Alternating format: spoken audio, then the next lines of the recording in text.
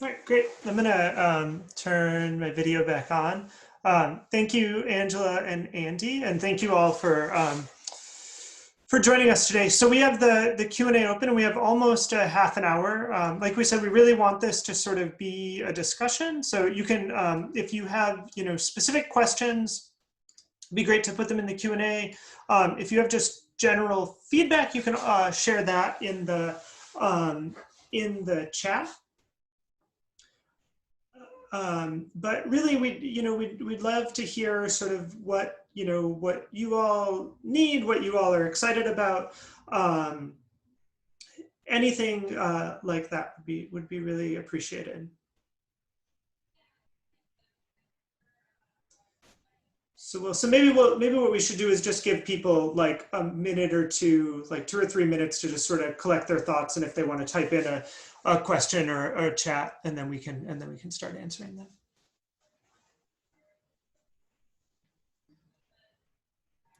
And as people do that, we can quickly say there was a question about the Viz and Tell dates and whether or not they'll be posted to the GitHub site, and we'll definitely be doing that.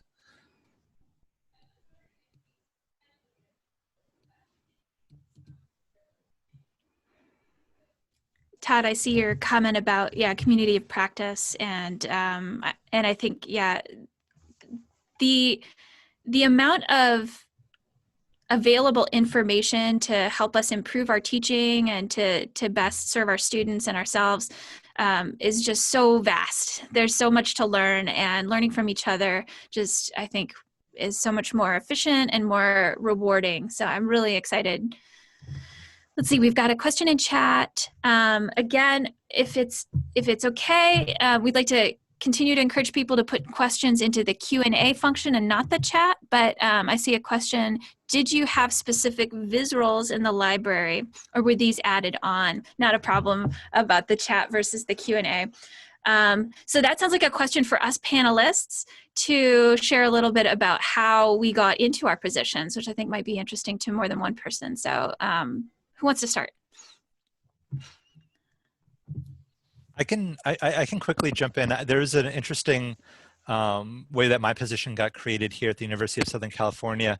A few years ago, when I first started at USC, I was actually the full title was an interdisciplinary GIS library fellow, which was a 2-year contract position. And in that role, I actually kind of sketched out GIS sort of needs. And one of the things that I also started talking about when I was sort of giving an assessment on that position was that the need here was much more than just GIS. There was a lot of work with just data and using a lot of other tools beyond GIS tools with students. And it took a little while, an additional sort of year or two, before this sort of visualization specialist role fully got developed and created. But it was specifically, a visualization specialist working with the USC academic community to do visualization support. And it's really sort of broadly sort of developed. And then I'm sort of allowed to sort of cater the role to specific groups on campus that I work with. So I really kind of like that.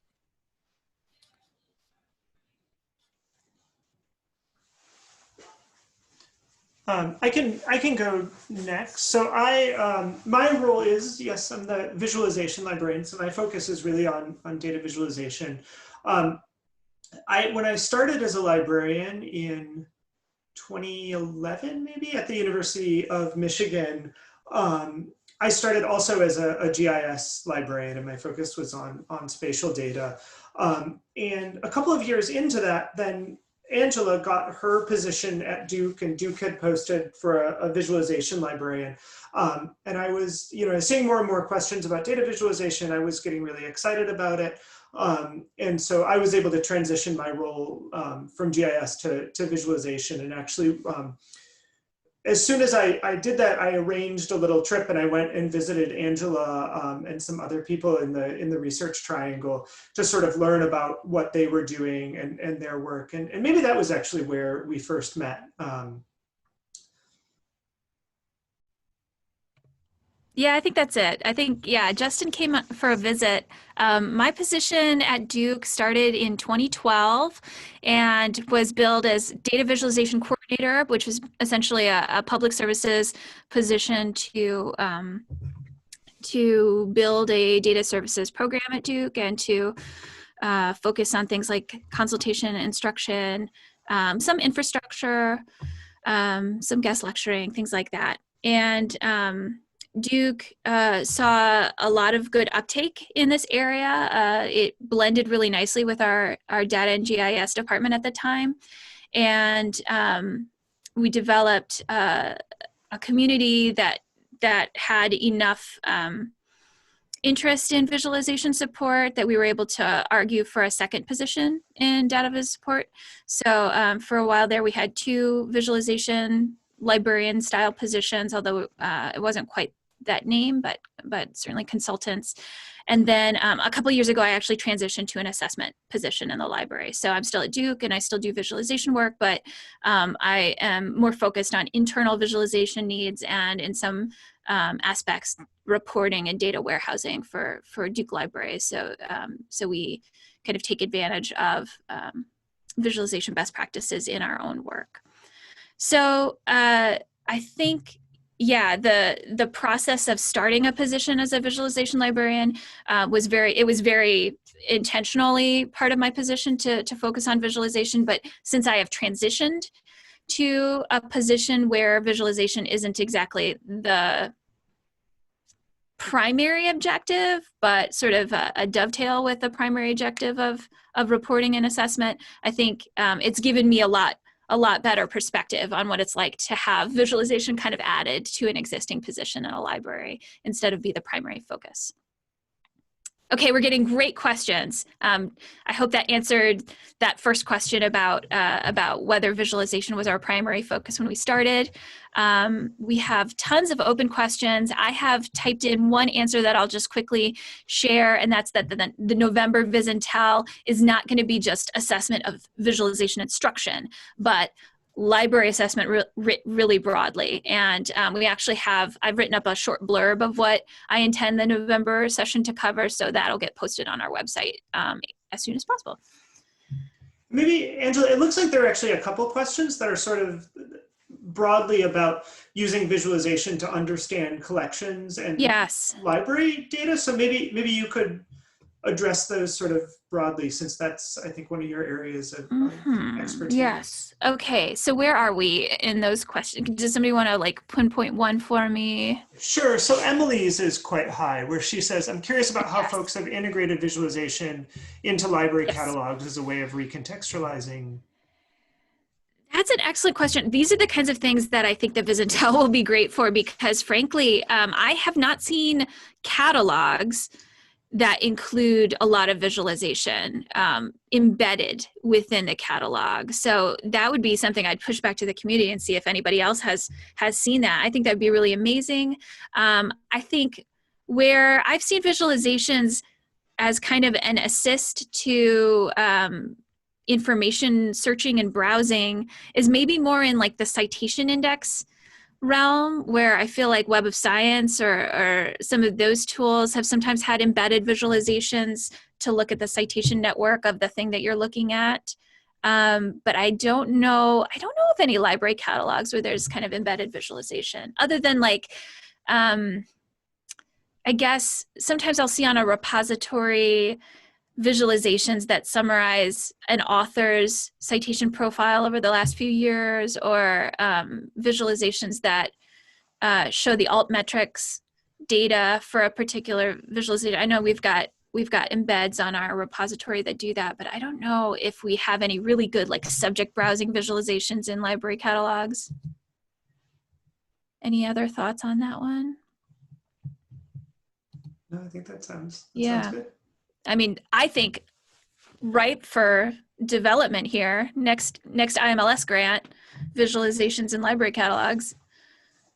Okay, let's see what else we've got. So at a small college, Marta, we don't have a dedicated data viz assessment librarian. Are the modules, examples, and upcoming sessions going to be accessible, relevant to librarians for whom data viz may seem peripheral to their main role. And I also feel like this question kind of touches on some of the other concerns, like with public library usage and resources. So I think I might try to address a couple of these questions about like how can the work of this grant really be utilized by people in a lot of different situations. I hope that's fair to do that compression. And I think that's where we feel very strongly about making all of our stuff public. So we have a bunch of things that we've shared from our August meeting, even so you can see what our process was for deciding on what we're spending time on. And then in the development of these instructional modules, of course, the idea is to share as much as possible. I think at the very bare minimum, our intention is to share the slide deck and kind of maybe a speaker guide or a presenter guide. But I think our hope is maybe even to be able to record some of these modules so that they can just be shared with patron groups without the burden of someone having to take on the instruction role. So in these kind of asynchronous times, sometimes people will sort of flip the classroom and share a video that is the lecture and then host online discussions about that lecture material or something like that. So that might be an opportunity for smaller institutions or for public libraries to share the videos and the instructional materials directly, and then organize some other kind of reflection on those materials. Yeah, and I think that in a lot of ways that also connects to Stephanie's question about how we sort of balance teaching tools with other sort of things. And that actually, when we initially started that was this sort of like teaching beyond the tool, I think was a phrase maybe that Angela came up with, that we used a lot. And I think, oh, you don't, well, somebody came up with. I think that might have been you. I will give that one to you. But, you know, one of the things we really sort of saw was that a lot of the kind of the initial work around visualization in libraries was very, very tool specific. It was heavily tied into, you know, using maybe R or Tableau or even Excel or something like that. And we really wanted to, especially, you know, as the sort of the tools and technologies start changing so quickly, and also, you know, some places, some of the larger libraries, you know, you have people who can be dedicated to this, and they're also, and then, you know, like someone was saying, at smaller libraries, it's sometimes added on to a social science data librarian position or something like that. So really, we tried to think about sort of extracting kind of teaching principles, teaching, you know, through examples, teaching design and these kind of things in a way that hopefully, both as instructors and then for our students, they can take that knowledge and sort of migrate from one tool to another, and that it can sort of provide a framework for either teaching or further learning. You know, you can learn some principle and you can figure out how to do it in R, but you can also figure out how to do it in Stata. So that question that you have, Stephanie, is I think really at the heart of what we wanted to do with this grant, and the sort of the knowledge we wanted to share and sort of support. I don't know if either of you have anything to add to that.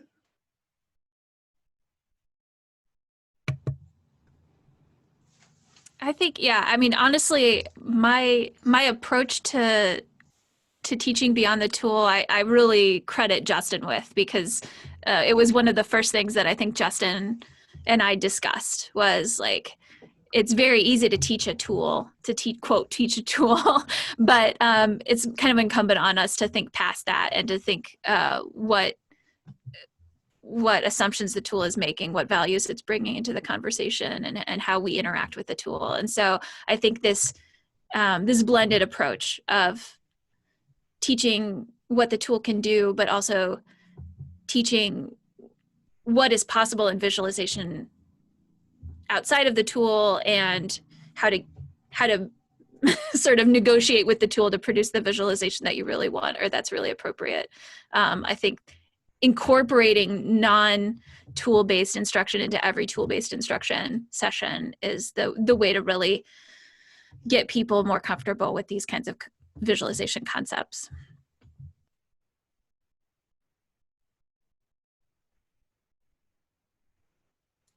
I think maybe the only thing I would add to that too, in terms of thinking about tools, and I think initially when we were talking about all this too, is how much the sort of the tool landscape now has become so complicated with sort of, especially in GIS world, with sort of more corporate partners, and just in the amount of time even working on this grant, we've seen a lot of tools that we've used go behind paywalls or go behind subscriptions, where all of a sudden we're before, I'm going to be teaching Carto this week to students, for example. Before, the sign-up process was very easy. Now there's this partnership with GitHub, and you have to go through those steps and kind of do that.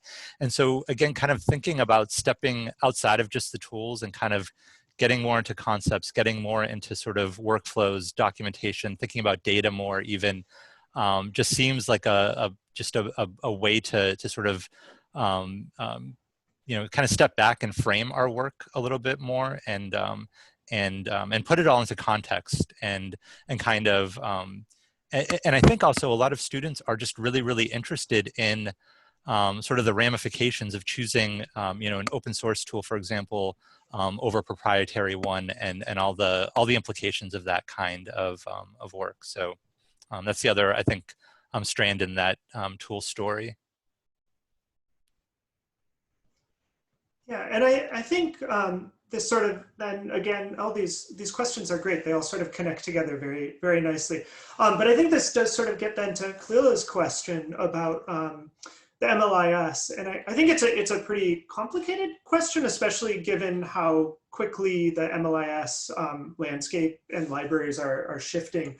But I can just share a little bit about what's going on at U of M in case it's of any help, and maybe some of the other panelists can share what's going on at their universities. But the University of Michigan, our information school used to be predominantly a library school, but it is very rapidly, sort of starting at the time when I was there, and then over the past decade, shifted into being really like an information school with a focus on HCI and data, and data science and these kind of things. And so there's still a library science degree that's offered there, but a lot of the visualization stuff is happening in the data science side of things. And so it's really difficult, I think, to kind of bridge that gap. So I do a couple sessions in the library science program, sort of talking about visualization. And then I've also, over the past years, although it's kind of shut down right now due to the pandemic, had an internship program where I had usually 5 to 6 students who would work on data visualization projects with me. And I'd always get a nice sort of mix of like, half the students would be kind of library science type students, and then the other half would be students on the more data science side of things. Oftentimes students who were more interested in working in nonprofits or kind of going a little bit beyond the kind of standard industry work. But yeah, I think it's a challenging thing because of the sort of the economics and, and what information schools are trying to do. But I think that there's some really important work to be done in sort of integrating this work into library science programs. And then Katie's question about, whether one should get a degree in data science and then apply to librarianship positions.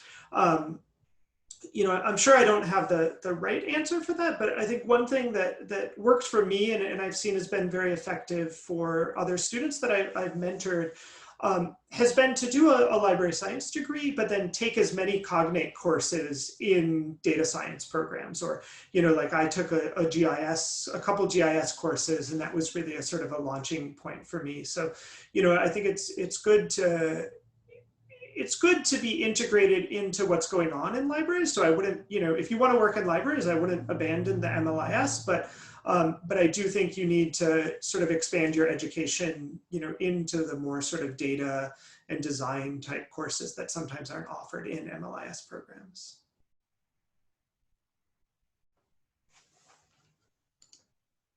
Yeah, the only thing I would add to that too, and it is sort of, I know I've seen more and more positions that kind of walk away from that library degree requirement when there's sort of, especially when there's more of a robust team or already infrastructure in place at a library. So when there's a larger sort of team in place and, there's a data or GIS position, I think libraries are much more adaptable now to hiring people with those skills because they know, I think the reality is that it's really hard to come by those skills. So, so it really depends on the institution.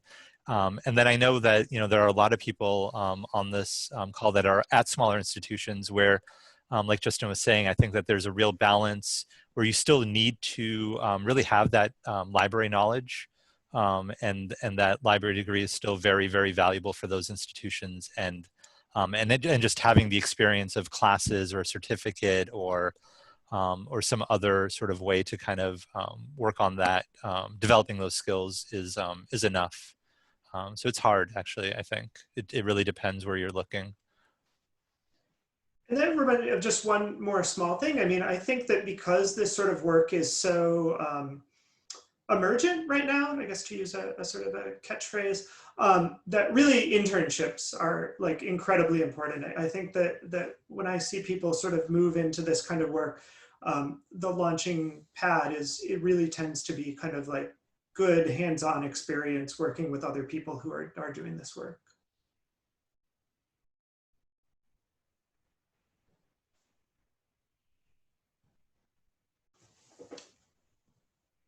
I'll just jump in. I answered something via text. There was a question about literacy. Sorry, I'm typing a lot, so if I'm duplicating what's happening in the audio, apologies. But Emma had a question about discussing basic literacy around data visualization, comprehension and development, and that students often turn to I'm going to interpret that as the libraries for introduction to base concepts. And I'll just 100% that students and faculty, I think, have looked to the libraries to give people a good foundation in data visualization based concepts.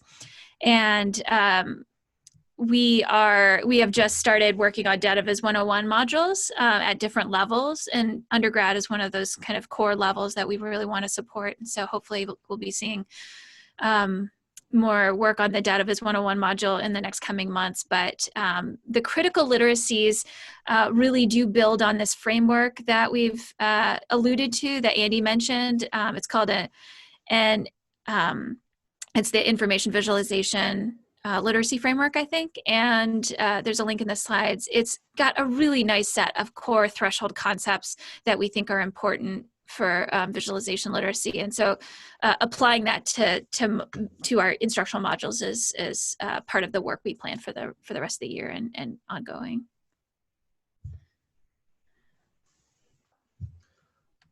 There was one, what I think was a very quick question about the projects overlapping. And they overlap a lot and really are sort of in the, kind of crosstalk with each other. We have a month, Andy and Angela and I meet once a week, but then all the fellows, we meet once a month. And we're sort of constantly, giving feedback, working on each other's projects and stuff like that. So they're very interrelated and interworking and draw from each other and from the entire group.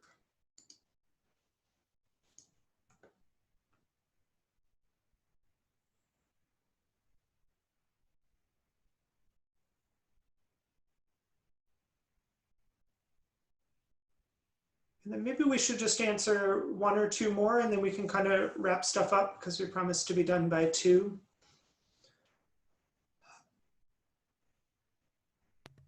Yes. And thanks again, everyone, for participating so actively in this Q&A. This is really wonderful. So we have some things in chat going on about our GitHub. We'll try to make sure that that's obvious, but especially for the examples repo, you should see a GitHub link in the footer. We can try to make one of those on our website too. So we have a question about what theories or theoretical frameworks we each use to situate our research. I will say my position does not include a lot of research, and when it does, it's less focused on theoretical frameworks than on kind of, I won't say pure science, but I'll say kind of exploring behaviors and opinions around information visualization. So I would say I take a more methodological approach of kind of usability studies or learning about perception with visualization through quasi-psychological experiments. I think Justin and Andy are more on the theoretical side. I can say for me, a few years back, as I was working on this, I discovered the work of Jacques Bertin. I'll put it in the chat. He was a French cartographer, and in the 60s, he wrote a book called A Semiology of Graphics, which is this amazingly weird book where he tries to sort of break down kind of like everything that you can show in a visualization. And I love, even though it's quite old, you know, I love teaching it because it really sort of gets students thinking about all the different choices they can make. And you know, and there are lots of things out there, like Stephanie Evergreen's work. There's you know, Tufte, and I think because so much of my work in visualization is around teaching, I just sort of pull bits and pieces that really speak to me and that I find are easy to explain to students. But one of the things I sort of keep coming back to, and the things that I really like about these frameworks when they're successful, is that they get students to think about the choices they're making. And I think when things are really driven by the technology, it sort of makes choices for you. So just trying to get students to think about, you know, why did they make something green? Why did they decide to use size versus color to communicate something?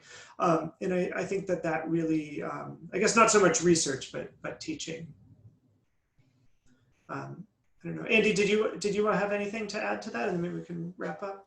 Yeah, I mean, I can quickly add. I feel like for me personally, lately, I've really been looking towards Data Feminism by Catherine D'Ignazio and Lauren Klein as a book, and I feel like there's so many, I mean, just really nice, clear pieces out of that work that we can kind of apply and sort of resonates. I've been recently working a lot more with undergraduate students and just sort of talking about labor in data work and visualization work and things like that. We're kind of, I don't know, like really making some of this just more tangible and really, I don't know, kind of situating it more in the real world sometimes, where you kind of have not so much abstract kind of visualizations out there, but they're kind of, you know, you see something in the New York Times or you see something and it's sort of not connected to the people that you know, visualization might represent in the real world